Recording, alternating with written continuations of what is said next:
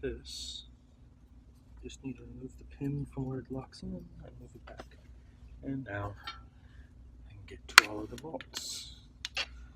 This. Extra tip for this bolt down here: when you don't want to move your lever, your pedal, unbolt them or anything like that, you can save yourself the hassle. If you've got an old Allen wrench sitting around that fits, just grind off the end. And guess what? It fits.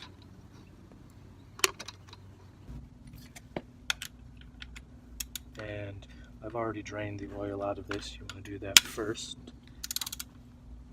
I've already done it because I was replacing the oil filter. The clutch was kind of stiff, but more likely you would be going in this because maybe the clutch is slipping, and there could be a number of reasons for that. One of those is the fact that the bike has been sitting forever. A bike that's been sitting forever has been sitting with the fluid at a certain level, so half of it over so many years, because old bikes sit for a while, 10 years sitting half in oil and half in out, you end up with half a clutch that's sort of rotted away basically in the oil.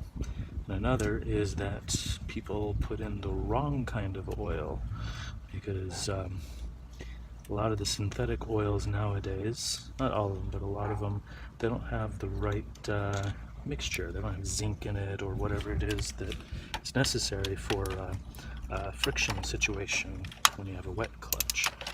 So you need to look for oils that are JASO certified. There's some out there that haven't paid for that certification, but I'll stick with the ones that have. And there's a few of them there. There's JASO MA1, MA, and MA2.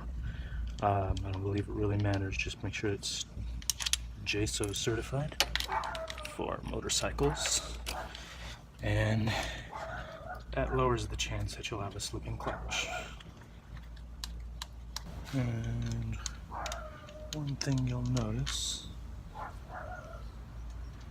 is that there are a couple of bolts that are a little bit longer, so remember that. One there, one over there. Here we're removing an E-clamp on the shaft end.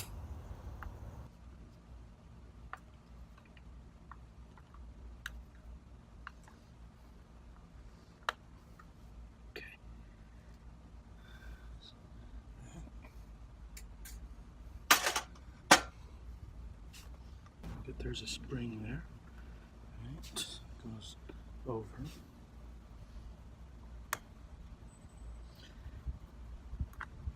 And the nice thing is it even says up on top of it. So we'll set that there. There's that. Yeah. Okay. So that comes on. I struggled a while to remove this cover. Be careful using sharp things to pry. That is aluminum. There, finally.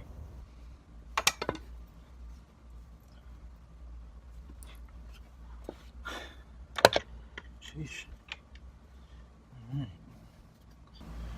There's a little washer. It goes on the end of that. Next, I'm gonna get these and loosen them slowly crossways to release the springs.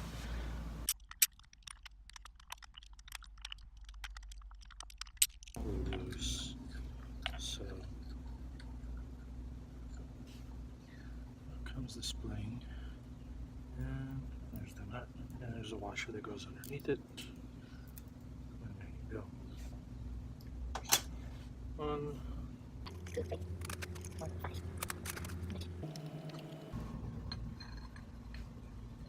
There you go.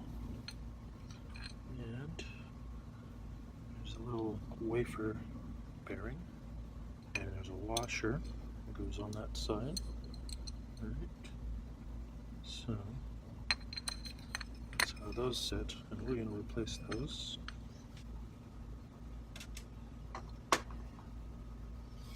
And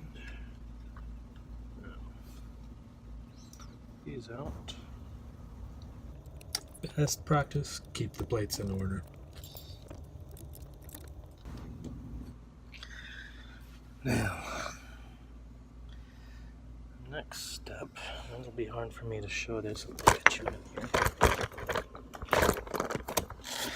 here, is to see there's a wear where each one of these plates sits. So what you want to do is look along here and look along here for any spots where the wear is more than just wear, where there might be a gouge or anything like that. You might be able to get rid of, like, deburr it or smooth it out a little bit, but if it's anything of any kind of substantial amount, then you probably need to replace the whole thing. On this side I can see a little bit, and what it is because the plates will catch as they're going in against those edges and not be as effective. Alright, I am just about done now, but I wanted to show you what I'm doing to clean along each one of these grooves. I have one of my feeler gauges, and I find two thick ones here, and I can slot in a little piece of 1500 grit sandpaper and grab some channel locks, whatever, and tighten this down good so it doesn't move.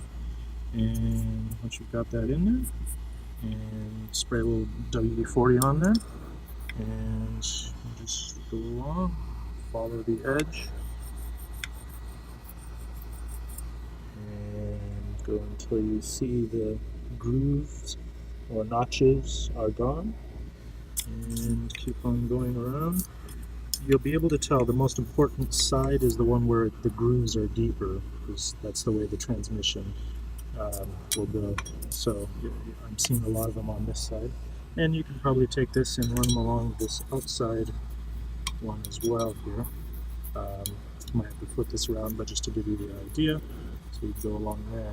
And then what you want to do, you also want to have some paper towels around here, shot cloths, whatever, to catch any of the filings, however microscopic they might be. You want to make sure that they fall here, not just down in the bottom of this, because then they'll go down into the oil and you just got metal flakes in your engine. This way, catch most of them, pull it out, and then maybe get a shop vac and suck it out. Probably better to have something that vacuums out rather than blowing air, because then you're just blowing around, you're not really pulling it out of it. But that's essentially how I went around. And just really fine sanding. Don't do a lot of sanding. You're not trying to take off any more metal than you need to. In fact, if it's relatively deep in there, then it might be worth just getting another bucket to replace this one, because there is a tolerance on how much space, and these all have to be relatively equal all the way around, or you end up with the plates binding. So there's that.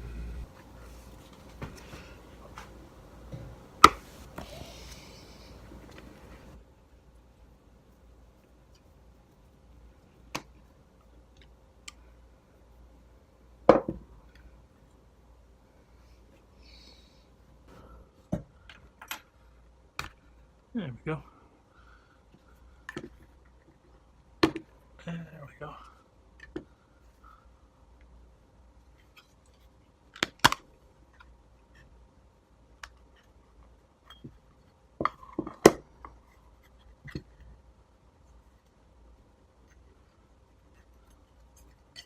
And there's the seal.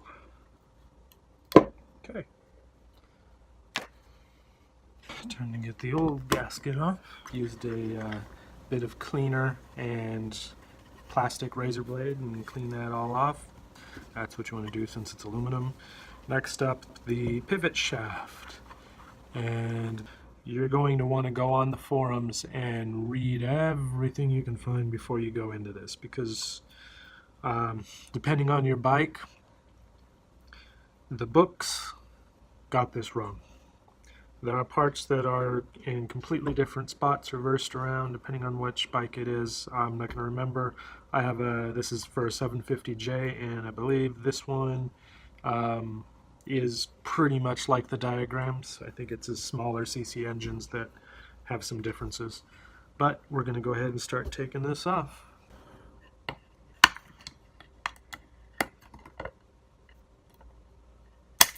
There we go. Alright.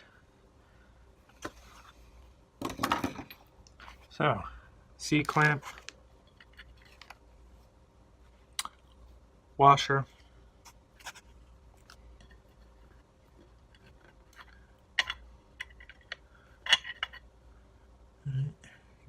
gear,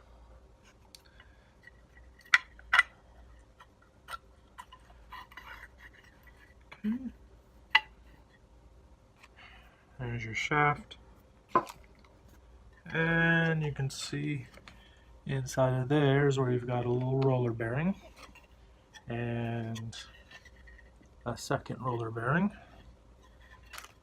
Alright, that is the next thing, and of course you've got here. This is a common spot where oil will leak out. That's why we're replacing this. And you also want to check that you don't have any dings, chips on any of your gears.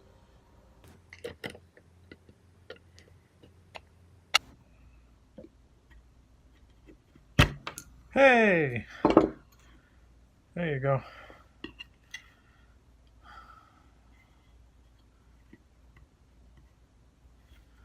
Alright. Oh, yeah, man, hey. Yeah? Give me 30 minutes, I'll be down there. Besides, you owe me a shot. Alright. Bye.